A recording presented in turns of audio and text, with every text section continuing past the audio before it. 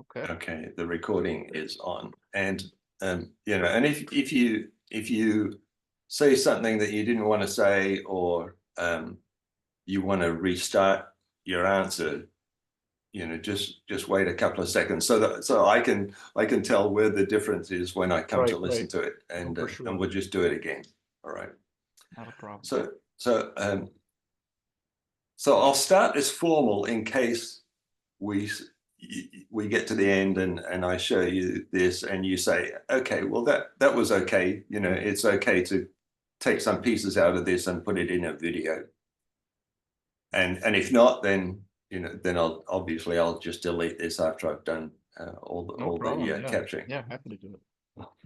So, Colonel Roth, I read your op-ed, Building Bridges in a Fractured Nation.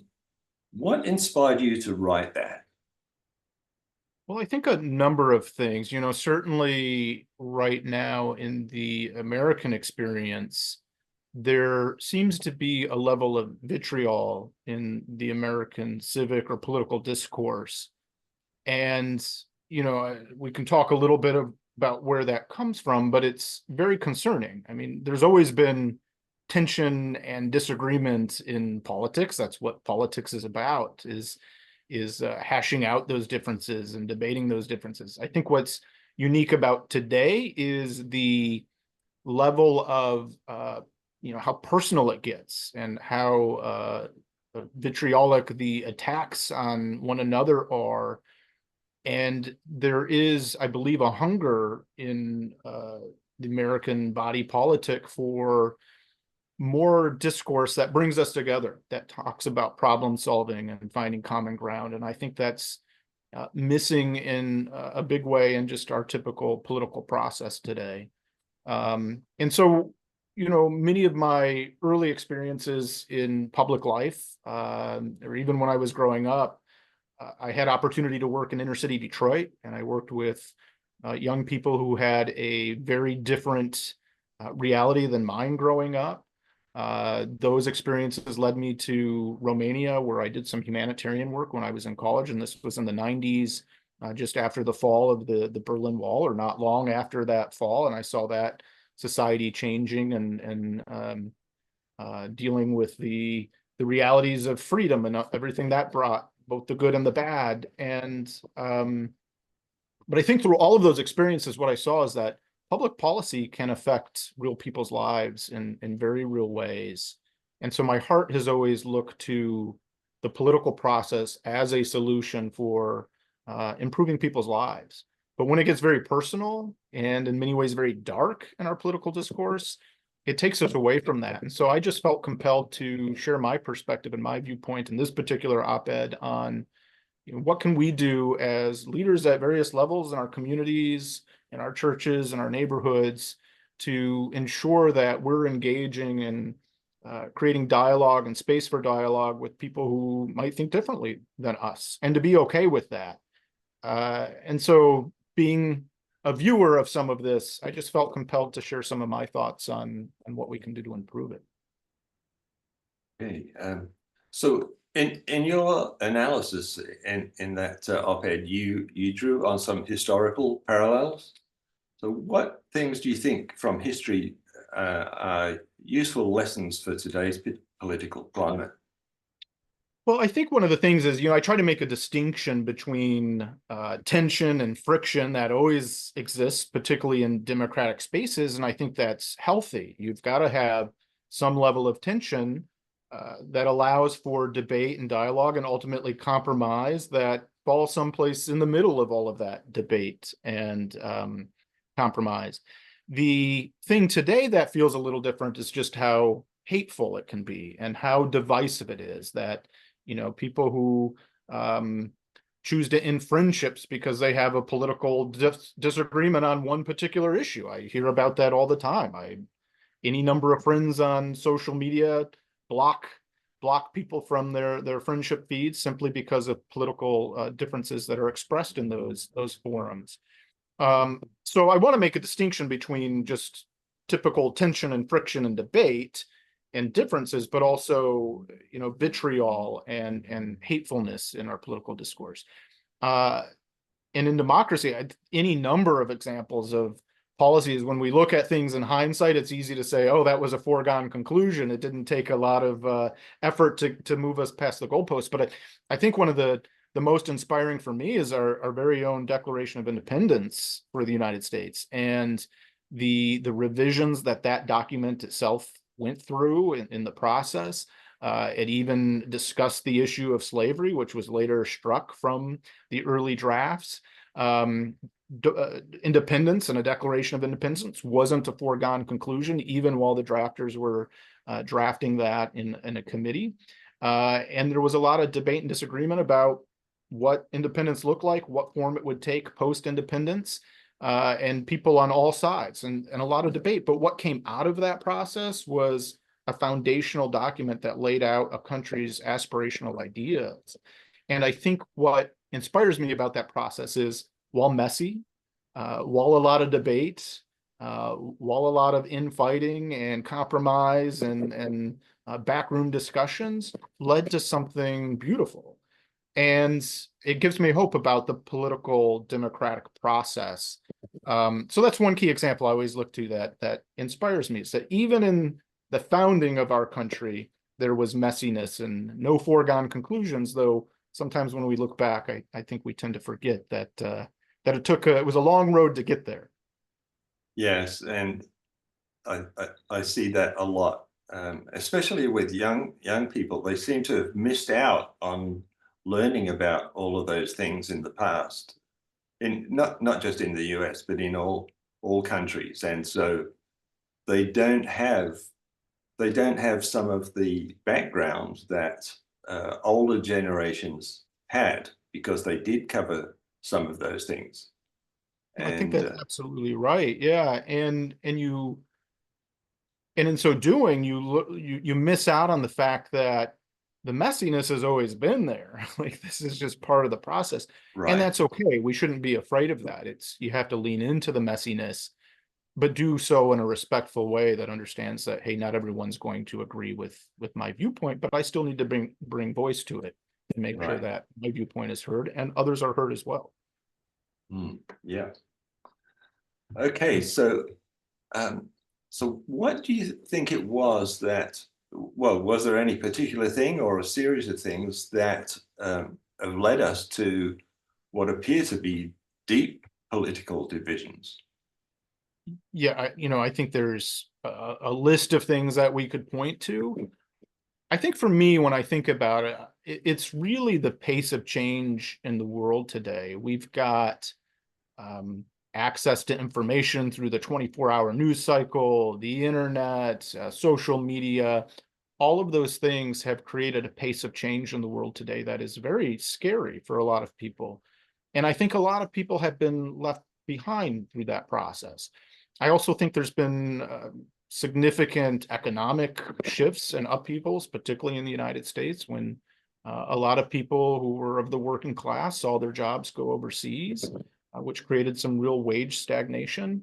And I think they were left behind in many ways, or felt like they were left behind, which has eroded some trust and confidence in our political process. And then, I think it's easy. I even say it in the op-ed, but certainly social media plays a role in that. I don't think it's so simple we can point to social media and say, oh, that's to blame for political division. And on the other hand, social media has certainly influenced democratic processes in significant ways and given people more transparency and access to information, which has linked to democracy and improved access and transparency. But it certainly can, through algorithms and other things, create, what I talk about in the article is these echo chambers where everything you see and listen to is curated by an algorithm. So it's very easy to like something and then over time see things that echo and share similar viewpoints. And I think what happens for us is it creates this divide where if it doesn't fall neatly in line with the things that I want to see and hear that I like, it's now us versus them. And so I think it does amplify some of our base natural instincts to want to cluster around ideas and people who think like we do.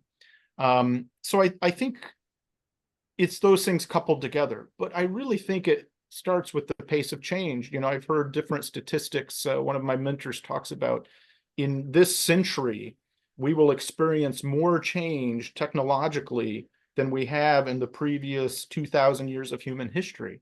And just that pace and the need for individuals to constantly learn, to have access to these tools, to keep pace with it, is not only frightening, but people are going to be left behind, particularly when governments aren't doing everything they can to empower them to keep up.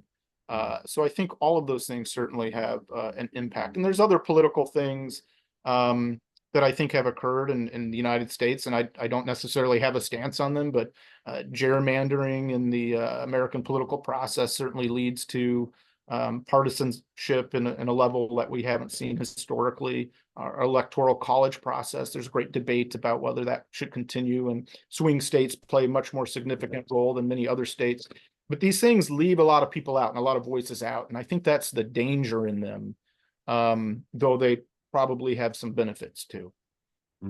Yeah, yeah. Sometimes, well, not sometimes, always somebody wants to put their thumb on the scale and Without a doubt. and push it for themselves. Without a doubt. Yeah. So how do you, from inside the US, how do you see it affecting people on the outside?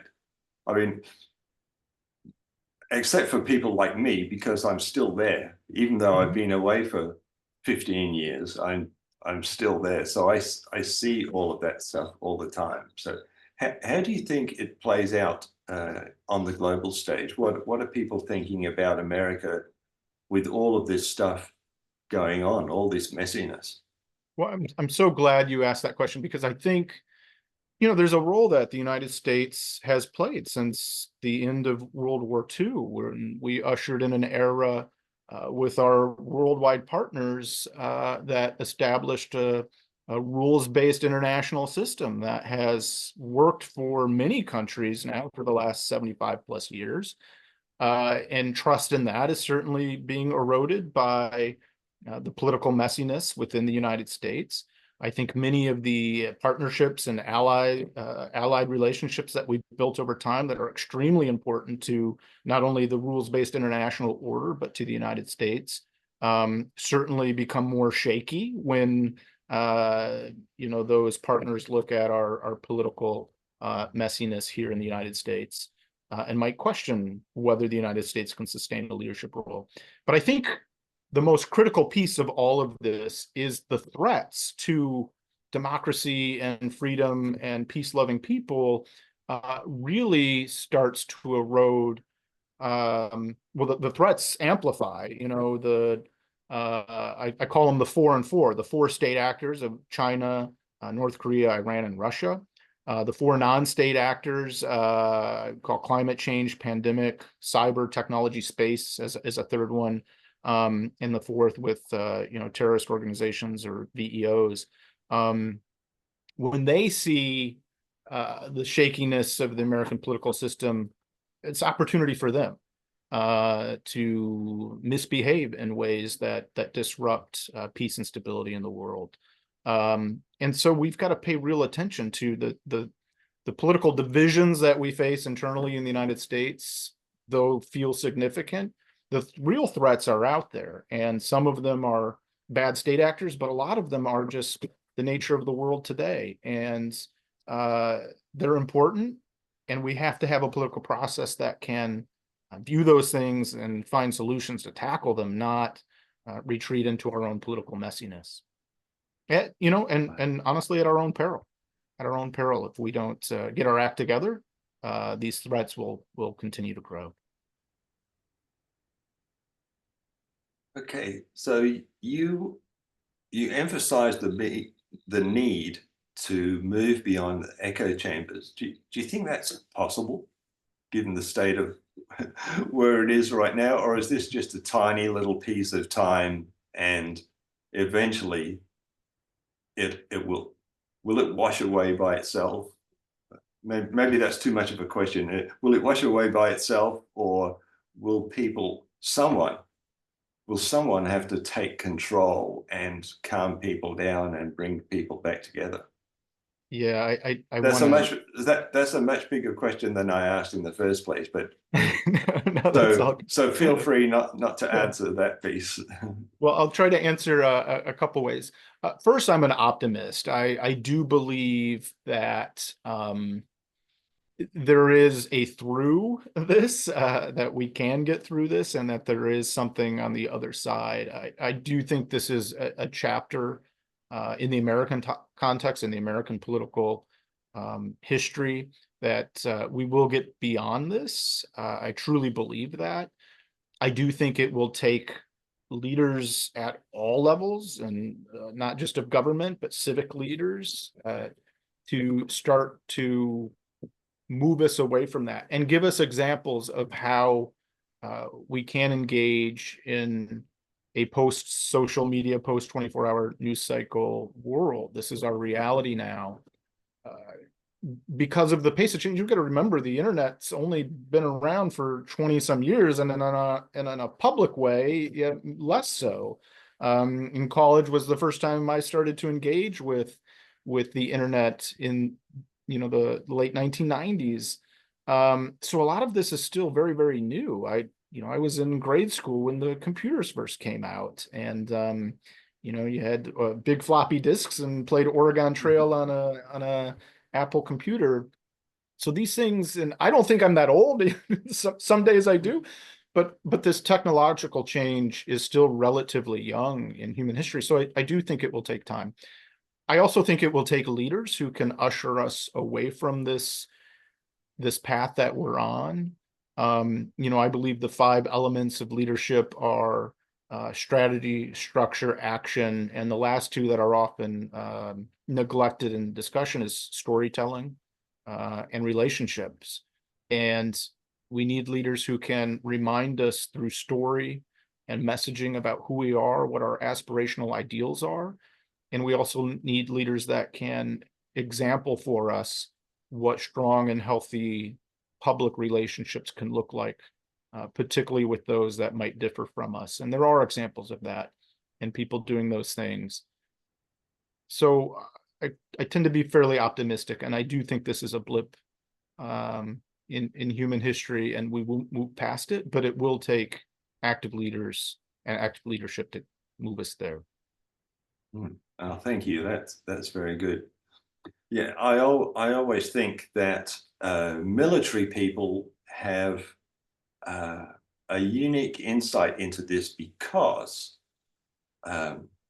probably some of the training that picks all of this up, that puts that kind of stuff in your head, and has you discussing it and talking about it and thinking about it.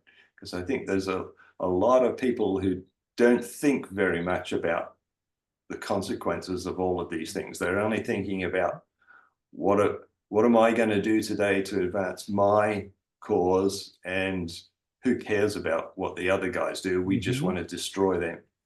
And that's the thing that seems to be missing from school, that kids don't learn any of that. There's a lot to learn, and of course, as you say, there's a massive amount of change. I was doing internet stuff in 1994 or 5, and it was just tiny then. And as you say, it's been a massive change, and the pace of change is huge and ongoing. Without a doubt. Yeah. So some reports indicate that there's a growing trend of Americans considering relocating due to political dissatisfaction. Do you think that's real, or are they just trying to put pressure on their own people to come along with them, or for various people to side with them, or to be on the opposite side of them? Because we've seen that with all the celebrities. Oh, I'm going to move to Canada. And the answer seems to be, well, why don't you go now? That's right. And then the people that are on their side say, no, no, no, no, don't do that, don't leave us. Well, I grew up in Michigan, and uh, which is probably as cold as many parts of Canada. You'll say you move there until winter time, and then then you really start to question your life choices. Yes. Sure, yeah, yeah.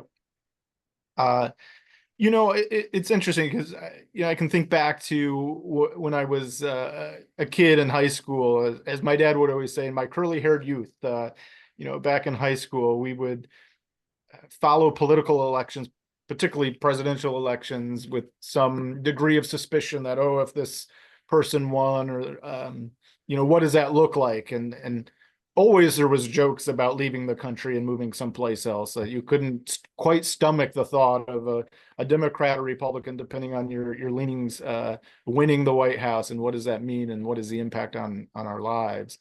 I have a few different views on that.